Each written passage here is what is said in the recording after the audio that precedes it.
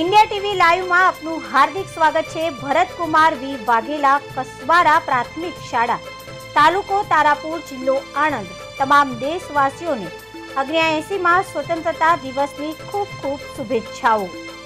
भारत माता की जय।